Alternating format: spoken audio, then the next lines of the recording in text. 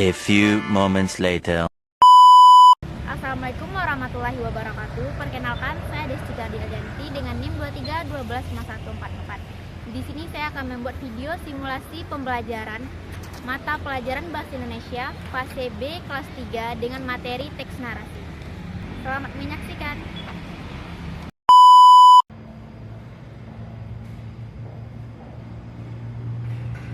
Assalamualaikum anak-anak.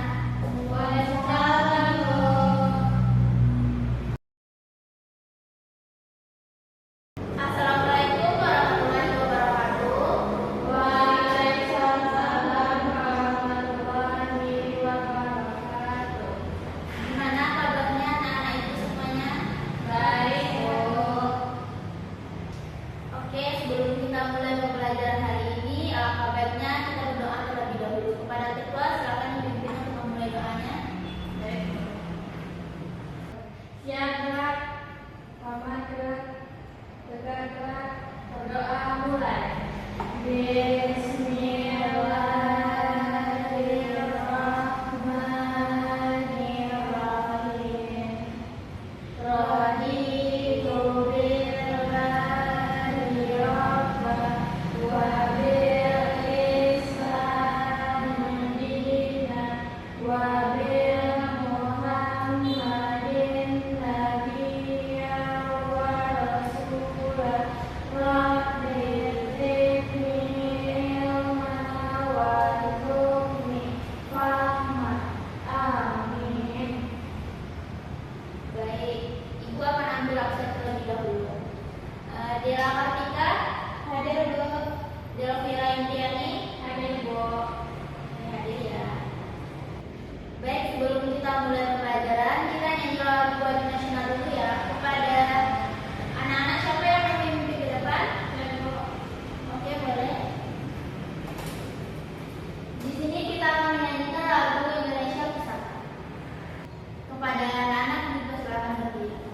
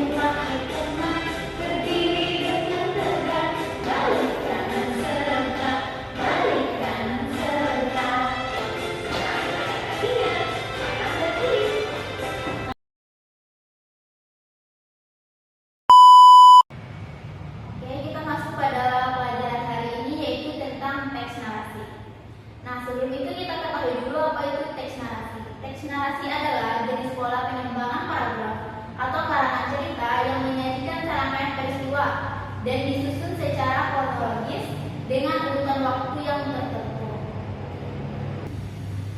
Nah, untuk jenis teks narasi tersendiri itu yang terdiri dari fabel, mitos, legenda, cerita rakyat, dongeng, cerita romantis, horor, dan lainnya.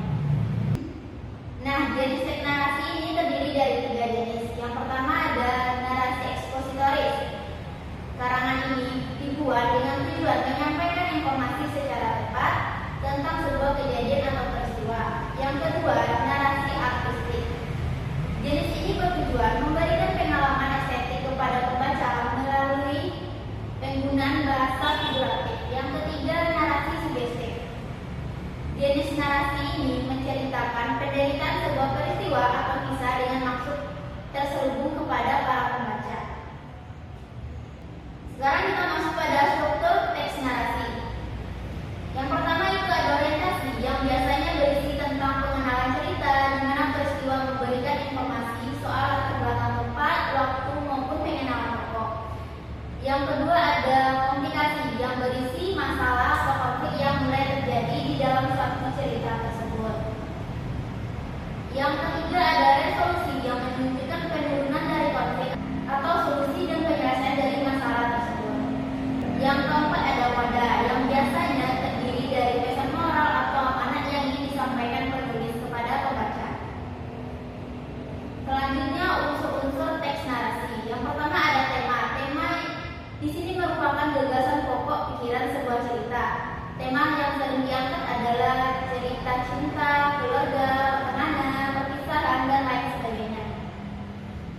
Selanjutnya ada latar berupa informasi tentang kejadian, seperti latar tempat di mana kejadian tersebut terjadi. Selanjutnya ada alur. Alur ini merupakan rangkaian cerita yang terdiri dari alur maju, alur mundur, maupun alur campuran. Selanjutnya ada tokoh atau karakter dari suatu cerita. Nah, tokoh ini terdiri dari 3, yaitu protagonis, yaitu tokoh baik. Yang kedua antagonis, tokoh jahat. Yang ketiga tirtagonis, yaitu penengah. Selanjutnya ada sudut pandang, yaitu arah pandangan atau penyampaian penulis ketika menyampaikan suatu cerita. Selanjutnya yaitu ciri-ciri teks narasi. Teks narasi itu sendiri memiliki ciri-ciri yaitu menggunakan gaya bahasa naratif untuk menceritakan cerita atau kisah dan peristiwa lainnya. Yang kedua, memiliki alur cerita yang jelas mulai dari awal, pertengahan hingga pada akhir.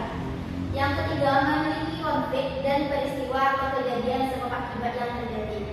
Yang keempat, terdapat unsur pembentuk seperti tema, latar, alur, sudut pandang, dan penokohan. Nah, di sini Bu ada video pembelajaran tentang teks narasi.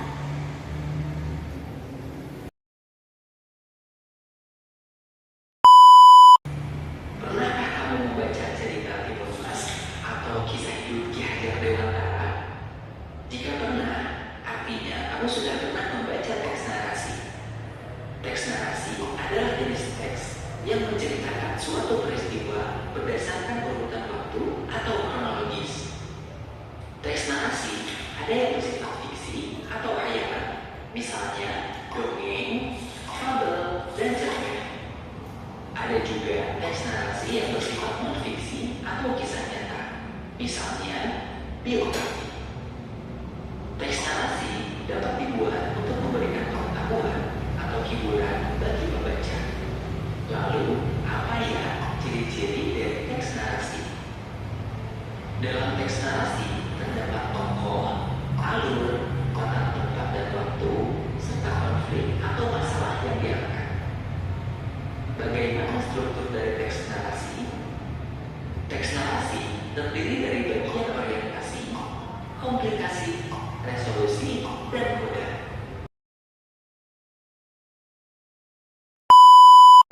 Baik anak-anak semua, tadi kan sudah dijelaskan tentang materi kita yaitu teks narasi. Sekarang ini memberikan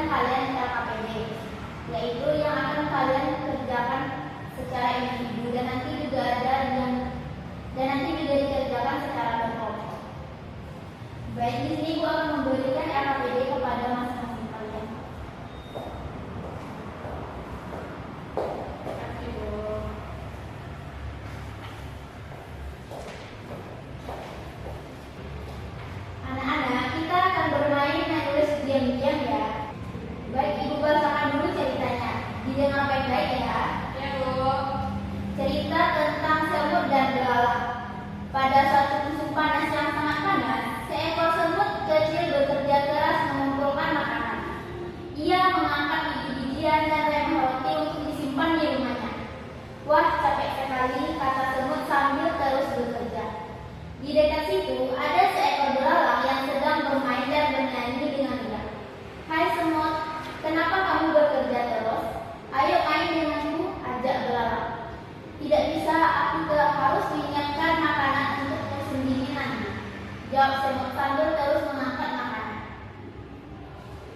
Belalang tertawa. Belalang tertawa. Masih lama kok musim dinginnya. Lebih baik kita main dan bernyanyi. Semut membelanya. Tidak, aku harus bekerja sekarang. Ketika musim dingin tiba, semut sudah punya banyak makanan di rumahnya. Ia merasa hangat dan kenyang. Tapi belalang kelaparan karena tidak punya makanan.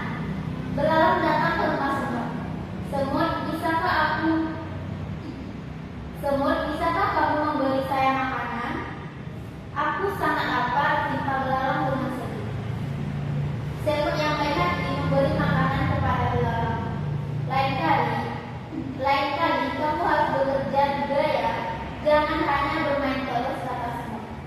Belalang berjanji akan bekerja keras seperti semut. Oke, ini ceritanya tentang semut dan belalang. Baik anak-anak, silakan dibaca dulu ceritanya, kemudian kerjakan LKPD 1 pada kotak 1. Tulis apa pesan dari cerita ini. Ingat, tidak boleh bicara ya, dan tidak boleh ngobrol sama teman ataupun berdiskusi tentang jawaban.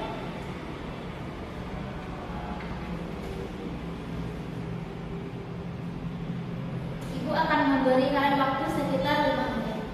Baik, Bu.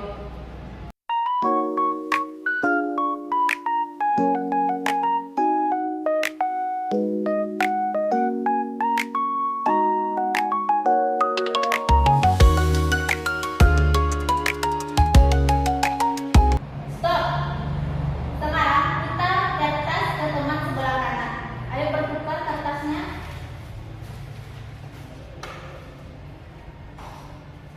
Nah, untuk selanjutnya baca tulisan teman kalian, lalu tulis siapa tokoh cerita di kotak 2 di dalam LKPD tersebut. Jangan lupa buat namanya. Ayo, siapa yang butuh bantuan atau ada kesulitan?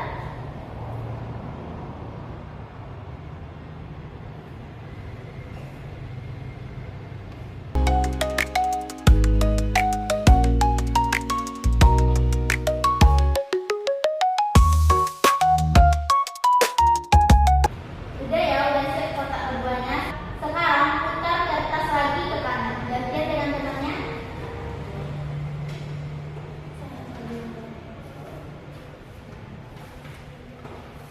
Sekarang tulis apa yang terjadi dalam cerita tersebut di kotak ketiga. Jangan lupa untuk buat namanya.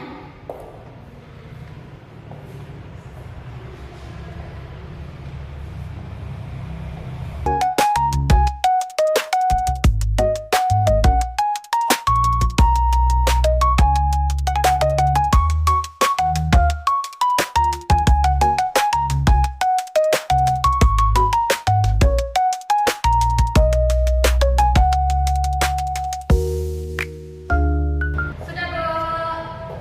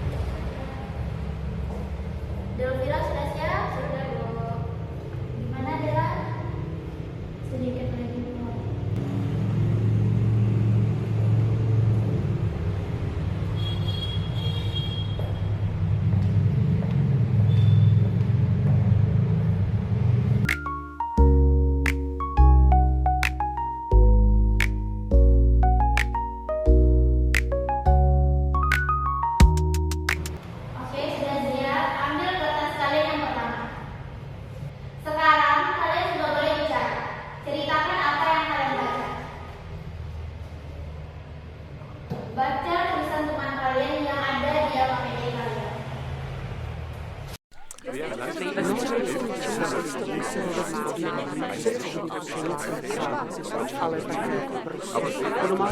Oke, sudah. Selanjutnya kita akan mengerjakan LKPD kelompok. Di sini Ibu akan membagi kalian dengan 5 kelompok. Delvira Indriani itu kelompok 1 dan Dela kelompok 2. Baik, selanjutnya kita masuk pada LKPD 2, yaitu secara berkelompok. Ini untuk LKPD-nya.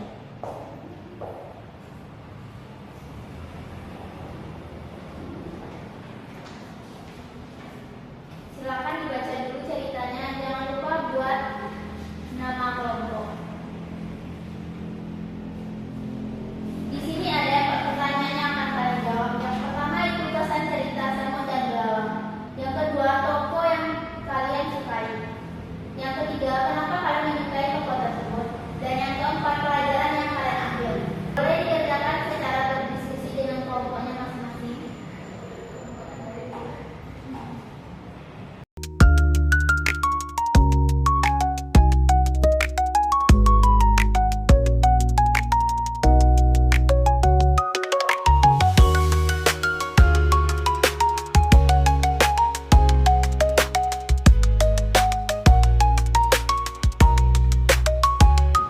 Baik anak-anak, Ibu sudah siap semua LKPD-nya?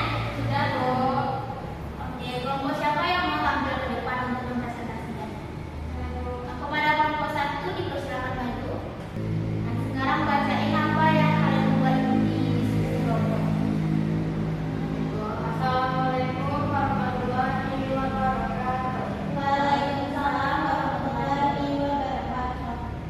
Perkenalkan, saya Delvira Indriani, perwakilan dari kelompok 1. Saya akan membacakan hasil diskusi kelompok kami tadi tentang cerita Semut dan Belalang. Pesan dari cerita Semut dan Belalang, cerita ini mengajarkan kita untuk rajin bekerja dan tidak boleh malas agar ada persiapan untuk nanti ke depannya. Tokoh yang kami sukai yaitu Semut, karena Semut itu rajin, bekerja keras, dan baik hati. Pelajaran yang dapat kami ambil yaitu kami harus rajin dan tidak boleh malas. Itu hasil diskusi kelompok kami. Assalamualaikum warahmatullahi wabarakatuh. Waalaikumsalam warahmatullahi wabarakatuh. Selamat bergembira. Beri tepuk tangan dulu kepada kelompok 1. Jawaban yang kelompok 1 berikan sangat memuaskan.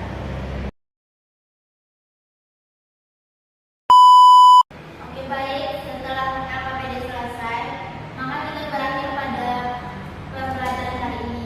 Kepada anak-anak, siapa yang bisa menyimpulkan pembelajaran kita hari ini? Saya, Bu. Oke, baik. Kepada Dela, silakan. Baik, Bu. Jadi, teks narasi merupakan teks yang berisi karangan ataupun serangkaian peristiwa yang disusun secara kronologis atau berurutan dari awal sampai akhir. Nah, strukturnya itu ada 4, yaitu orientasi, komplikasi, reorientasi, dan coda. Nah, untuk unsurnya sendiri itu ada tema, alur, latar, tokoh, serta amanat dan sudut pandang. Sekian, terima kasih. Baik. Baik anak-anak, Ibu sudah paham semua tentang teks narasi? Sudah, Bu? Nah, Ibu mau tanya apa sih jenis-jenis teks narasi? Mabel, Bu. Yakin, Bu. Cerita aja, Bu. Baik, sepertinya sudah paham semua. Siapa yang mau pulang? Saya. Oke, sebelum kita pulang, kita bersyukur dulu. Kepada kita, silakan dipimpin ya. Iya, Bu. Siap, gerak. Mama, gerak. Gerak, untuk mulai. Alhamdulillahirabbil alamin. Ucapkan salam. Assalamualaikum warahmatullahi wabarakatuh. Waalaikumsalam warahmatullahi wabarakatuh. Silakan pulang dan hati-hati di jalan ya. Terima kasih, Bu. A few moments later.